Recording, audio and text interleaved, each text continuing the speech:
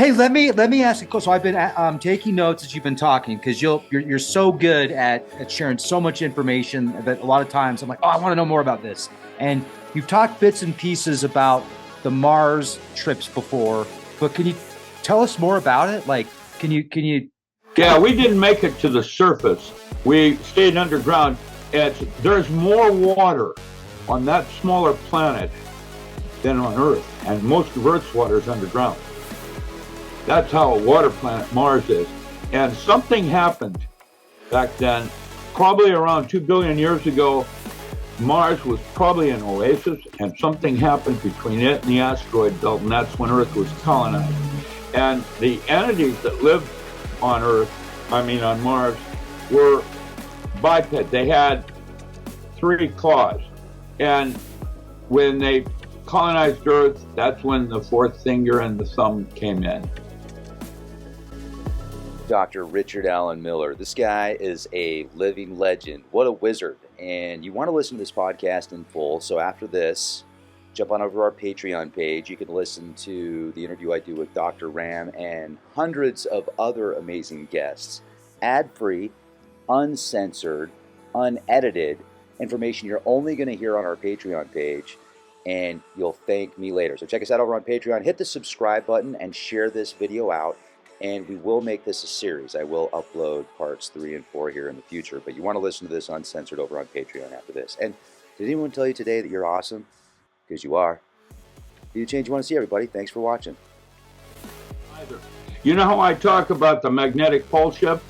Now, here's the deal. I don't think it's a magnetic pole shift. I think that's the way we see it. Basically, there are a number of anomalies on Earth, like the Bermuda Triangle and the ley lines that were used in Europe. And when I flew over the Oregon vortex, I was in a PBY, an old airplane, seaplane, PBY at 15,000 feet with an interferometer. And what bends light at 15,000 feet? It's a mini black hole. And I'm going to guess that all your ley lines and your Bermuda Triangle and other anomalies that we have, I don't think it's Skinwalker Ranch, but like that, where there's unusual phenomena, I think are a series of mini black holes in a specific geometry, sacred geometry, going into the out of, and there's a change. And it isn't magnetic pole. That's the way our physics today can grok it. And that was one of the primary teachings of Buddha, Muhammad, Jesus. You do not judge another. You only can judge yourself. And the reason I go to church is for fellowship. I'm seeking out people that I would aspire to be more like. And I want to hang out with them because it makes it easier for me to change my belief systems and my behavior to be more like that. And it doesn't mean that that's better than your system, because each of us is different. And my guess is there's as many religions as there are human beings. It's all different. Our choices are slightly different. Yeah, I mean, even people that believe they go to the same church, they're going to have slightly different views. Even if we know what, we're going to use a specific language to communicate, like you and I are using the English language to communicate. Right. But in doing so, we might have different versions of, or different definitions of the words that we're saying. So yeah, well, that's exactly correct. That's what Revelations was all about in the first place. And, the Old Testaments are even different and have a lot more to say. And my parents raised me as Missouri Synod Lutheran. Primarily, they were atheists. They didn't believe in anything. But they sent me to catechism to armor me against the high school crap that goes on with missionary work. And when I came out of graduate school, I knew there was something else going on. I mean, how could not be, you know what I'm trying to say? And that's when I studied Old Hebrew and Greek for 6 years and did my own translations. I'm not a dabbler. When I get into something, I go right into it because I really want to know. And it turns out you can't get there from here. Knowing doesn't mean you know. Again, that's why magic with a C, magic, is Harry in your pocket, sleight of hand. Magic with a K is sleight of mind, where you use your mind as a tool and your belief system is arbitrary and you change it like you would a pair of clothing when it's appropriate. And if you can get that concept, there's something more going on in when becoming self-realized, and then important stage. Straight up. It's not easy to. I was self-realized in the crib. At any given moment, I'm blessed by knowing exactly how I feel about something. It might change every minute, but I know at that moment when I look inside, I know how I feel about something, and it changes, predicated on the weather and what I'm trying to do and my purpose. Now, intent is how you do your purpose, and that's what spirituality is. And so I've placed more emphasis on spirituality. It's not what you do, but how you do it. And that's where the real growth comes in, is trying to, for me, the way I've defined it in simple language is I'm trying to leave something better than I found it. Whenever I live anywhere, if the grass hasn't been cut, I'll leave it cut. You know what I'm saying? Yeah. But I don't want to grow grass. What I'd like to do is grow potatoes. Right. Exactly. As a metaphor. Well, I mean, you tell me what's going to happen. I know I don't know. And if I don't know, what does that mean? Because Matt Stein and I did urban survival skill workshops for upper end military and police forces. And where we're going, Biden, Trump, whatever, I don't think we've had a true statesman in office since possibly Harry Truman. I can tell you Roosevelt was into bird watching, and all the different kinds of birds as a metaphor for what was happening on the the Capitol grounds and things like that. It's interesting to realize these different people in history trying to leave footprints and how they've actually functioned. The interesting thing about this is the logo. That's Navy intelligence. And that eye in the triangle is different than this eye in the triangle. This was my great-grandfather's. He was at Waldorf schools. Mars and Saturn culminating towards judgment. And stone is my grade in the lodge. And then on the other side, of course, there's some other stuff here that are kind of interesting. That's okay. Please. Cheating. I'm not going to let you see that until next interview. Okay, deal. They look I'm just kidding. They look like some hieroglyphics. They're not. They're astrological things, but they're have to do with the Nelson line, of which I'm part of. I'm bloodlines. I'm got English and German and some Irish in me, Scotch, but mostly English. I'm Nelson line, direct related to little Lord Nelson's great grandson. And my great grandfather ran Waldorf. He didn't start it in Zurich, but he was Lord Master for a while. And Nelson with an E or Nilsson, Nilson? Nelson, Nelson, Lord Nelson. I'm okay. English. Yeah. And what I want to do is do a similar thing in the Okanagans with Oak Institute for Gifted Children, because when you have someone like me as a little boy or a little girl, you allow them to go do what they want to do because they already know what they want to do. And it'll change, just like it does with you, except they're more intelligent about it than you and I are. It's just, I think they're more important than timber or oil. And, it's like they're born intelligent and they get dumber as they get older. They get more experienced. And that's where you learn what you don't want to do. Train wrecks are us. You don't want to get a train wreck. Well, I know what I don't want to do. Right. I certainly know what I don't want to do. Yeah, you got it. Yeah. It's like each life is like an entire universe. So when you describe, like when you're saying the most important natural commodity is children, of course, you know, I mean, that's life. That's and we endless look at time opportunity. wrongly. We it's moving forward, and it's not moving. It is everything, everywhere, right now, just like the movie Lucy. There's a couple of other movies that are like that as well. PDF. Oh, friend, I get these notices from academia.edu. Yeah, I get those. Yeah, except I'm getting like 30 reads a day. Get about 30 reads a day. My mentor, I put some old papers up, and my mentor thinks I'm going to Stockholm. I'm like ahead of the curve, sort of. You know, I'm your lead scout. I'm not any better. I'm just ahead of the curve because I had self-realization in the crib. I was running before I was walking at 5 months old.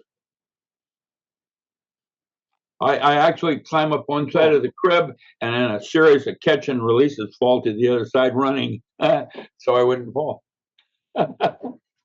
That's pretty cool, man. That's pretty cool. You know, earlier today I did a podcast where I was talking about some of the remote viewing stuff. I had brought up Targ and some other things because they there was a file that was it wasn't just released, but it's making the rounds again about how in 1988 they used a remote viewer number 32 was the remote viewer's number to find the Ark of the Covenant, which is it's very interesting read. But I had mentioned some of the stuff that you had brought up about Targ and remote viewing, about consciousness. So I think that's really cool. It makes me, and this is where I want to take this if we can. But oh yeah, I also brought up how when I was just like a little kid, I remember hanging out. You're acting like one right now. Well, yeah, I'm a big kid, but I'm excited. Back in the day when I was maybe 3 to 5 years old, and I remember I was at my aunt's house, and we were playing with some other kids, and there was this one kid that was 10 months old, and he was walking, and we were all so like, wow, you're walking, and you're only 10 months old. But you know what? This is what I remembered most about that experience is we were all talking, we were all having full conversations. I'm like, How do you have a full conversation with a 10-month-old when you're 3 or 5, unless there's some kind of like psychic connection? There's more going on in communication. And there's two, that's why you have two brains, EQ and IQ. And EQ is where real intelligence lies, emotional. And IQ is survival coefficient. How quickly can you adapt to a situation? You know, changing yourself into so that you fit in. Street smarts kind of stuff. Just being aware, using your using the sixth sense, which some of us have more than others. Everybody has it. You just don't hang out there. Yeah, that's true. Yeah, different. You hang out here, and he hangs out there, and this medium hangs out over there, and all of these different altered states are tools in a toolbox. The laws of physics change, and instead of using them as highs like escape, recreation, wow, man, totally gnarly. You know, if you use them as a tool, you can do those things in that state that you can't do in this state. I gave 8 altered states to the SEAL program, and it turned them into super soldiers. Give you an example. One of them is that you can change your perception of time with breath control. I do it by going to the YMCA, and I'll do a series of laps, get exhausted, and then just fall back into the water and listen to my breathing. And as it slows down, everything moves in slow motion.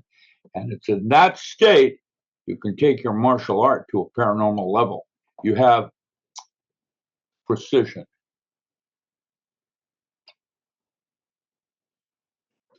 Altered states. There's an altered state like the ESP that I did, where you are right there. Look where my finger goes. Like where you are right here, the altered state is right there. It's not there, right there. And if you go there, your ability in guessing is 400 times where you are right now.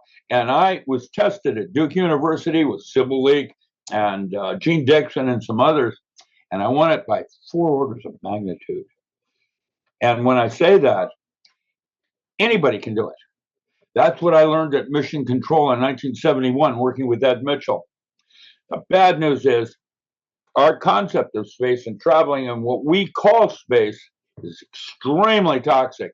Just him going through the Van Allen belt and around the moon and back lost 10 years of his life, never going to have children. I mean, it goes on and on. And that's why in 83, that was in 1971 when I did those studies. In 83, I figured out how to create a wormhole connection between two universes. And that's when I took 12 NASA scientists to Mars. And now that'll be the following books in the Diamond Body, Electromagic. Electromagic is when I bypassed the use of drugs and used German acupuncture, Mora and Indomet. They were German acupuncture uses electric currents. And I broke a code and discovered that it's a neurotransmitter that makes you high. And it's your immune system's reaction to a toxin, which is a neurotransmitter look-alike, like dimethyltryptamine in crabgrass when you smoke it to get high. That is 5-alpha. Steve Blake. Thanks, Steve. Made out of that. But when you smoke that, your immune system goes into red alert, and what gets released is N, N hyphen. And those are studies I did in anesthesiology on fourth floor with ketamine, telepathine, which was dimethyltryptamine back then, and BZ gas. And now Rick Strassman and others have taken those studies and moved them on. But that's why I got tenure. I was a physicist studying weird things, and that's where my labs were set up. When I left anesthesiology, I remained there for the laboratory access because I was basically working under Dr. Carl Sliker. I was gifted with my fingers. I could, any machine, any electronic machine I touched worked for me because I understood how they worked. And so I was an instrumentation specialist. And that means anything that I touched to make worked, like my linear accelerator. My undergraduate thesis at Pullman was a plasma jet, first plasma jet ever made. I remember when I turned it on, the campus light went up and down, and I created a flame 60 times hotter than the surface of the sun. Giannini then came in and used that to make space tiles. All my life, I've been ahead of the curve, and now the military used me. There's other people like me out there. There was a guy named Captain Crunch and Michael James Reconasuccio. Those were the ones that went to NASA with me back in the early 60s and changed Greek mathematics into English code. Now I'm just old and grumpy, and I probably smell bad, but, rotting on the vine, just... Oh, man, that sounds terrible. How about like a fine wine, Yeah. Fine wine. Yeah. Life's a box of chocolates. You never know what you're going to get. Hey, let me ask you. So I've been taking notes as you've been talking because you're so good at sharing so much information that a lot of times I'm like, oh, I want to know more about this. And you've talked bits and pieces about the Mars trips before, but can you tell us more about it? Like, can you? Yeah, we didn't make it to the surface. We stayed underground. There's more water on that smaller planet than on Earth, and most of Earth's water is underground. That's how a water planet Mars is. And something happened back then, probably around 2 billion years ago. Mars was probably an oasis, and something happened between it and the asteroid belt, and that's when Earth was colonized. And the entities that lived on on Mars, were biped. They had 3 claws. And when they colonized Earth, that's when the 4th finger and the thumb came in. I don't know. Why so long ago? Why where do you get that number 2 billion years? I'm just wondering. Well, that's approximately when Earth was colonized. And Mars, it went from being an oasis into a desert. Mm-hmm. Still has all its water, but it's underground now. Mm-hmm. And we went to the underground. It's all underground cave. Who is that? Jeff Renz has a PowerPoint that he does on the surface of Mars with artifacts and things that were discovered. And we saw some of those underground. There was no question That's probably where man started, was on Mars. I think that the solar system, I think that the sun, I think that Earth are all life forms. I can't prove that, but I can tell you the largest life form on Earth right now is a mushroom in the Blue Mountains of Oregon. The second largest life form on Earth right now is down in Telluride as an aspen grove. And I think the third largest is up in British Columbia. It's another mushroom, mycelium. And mycelium in a virgin forest acts exactly like it did on my master's thesis when I did VK center luminescence. When something happens in a crystal, there's an event horizon and precursor wave. The entire crystal simultaneously knows the event when it happens. Like if an electron or a slip, a slip in the nucleus slides, the entire crystal knows that. That's called an event horizon and precursor wave that comes before the event actually occurs. And the same thing happens in a virgin forest because of mycelium. They're identically the same. And that's why I realized that was my master's thesis at Delaware. Electron to VK center luminescence. And that's one hell of a thesis, man. Well, that was my master's. I mean, that's up there with the top of them. That's a really I was, Delaware was an Ivy League college. That's why old man DuPont brought me back there. He wanted to take control of my education. I ended up studying with Roger Penrose. When Delaware didn't have it, he sent me over to Princeton, and I became part of Cohen's original think tank at Princeton. I was a young kid then. And then I did MIT, where I got to meet Edward Everett Horton, and Charlie Muses taught me hyperdimensional math, and Albert Gorky taught me quantum biochemistry. I had tremendous things. And then when I graduated, came home, then I started teaching at Harvard. I did 11 years. That's a metaphysics that I taught. Back then. Have you seen Fringe, the TV series Fringe? I'm sorry, say again? There's a TV series out there called Fringe. Oh, yes, I've seen Fringe. You remind me of Walter. Yeah. Walter's the genius professor from the lab. Yeah. He had a cow in his laboratory. It was so cool. He's like, I'm going to get a glass of milk. I'll be right back. And he'd go milk the cow, get a glass of milk, come back, and then it decodes some hypercube or quantum physics formula. He reminds me so much of you. Well, I'm a jack of all trades. I'm more than just a physicist. See, there's several kinds of physicists. There's ones that are extremely specialized, and there are people like me that can throw slate and lay brick. Anything I do really well. Fortunately for my ego, I guess, there's always someone better. No matter what I do, I even broke a world record in low hurdles and didn't even place. Dude. That was in high school. Yeah, that was when Charlie Green ran his 9.8 100-yard dash. I did 10 flat. 0.2 of a second behind him with four other people in front of me. I came in sixth. World record, but I didn't even get first place. So yeah. I'm sorry. My mind is like, I want to ask you a question now about the singularity. Tell me about that. What is your definition of the singularity? Why when you take a carbon-based life form and you marry it to a silicon-based life form, you now have, what star do you want to complete your evolution on?